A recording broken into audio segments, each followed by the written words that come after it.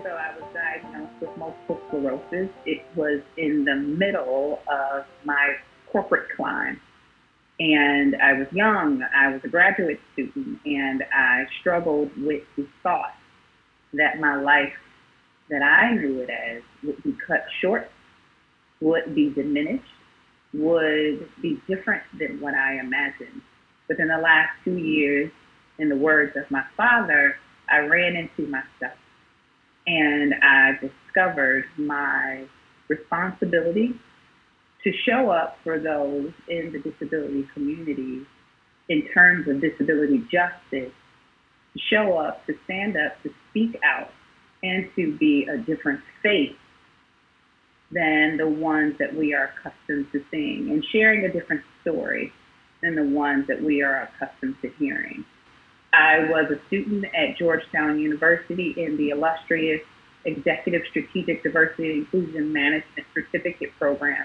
When we discussed disability, all of my peers began to talk about the work that they were doing in their organization groups surrounding disability, solely focusing on accessibility.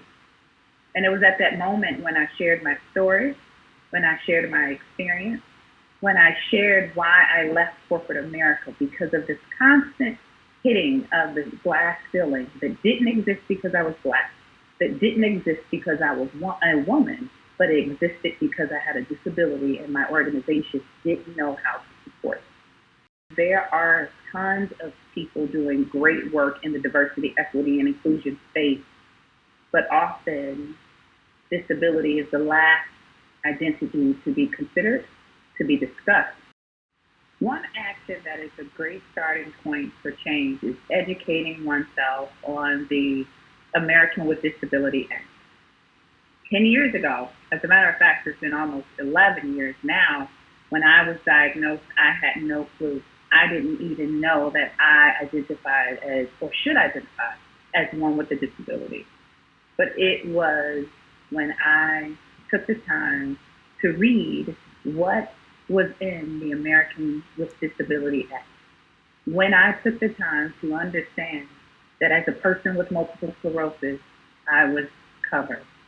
People with disabilities such as depression, alcoholism, people who suffered from former substance abuse, people with HIV, people with cancer that are cancer survivors, all are people with disabilities. It's our responsibility to take time to educate ourselves, educate those that are around us, and be the voice for those that are voiceless. Take yourselves, take your loved ones with you, so that we all can be a part of the change, the much needed change in disability justice.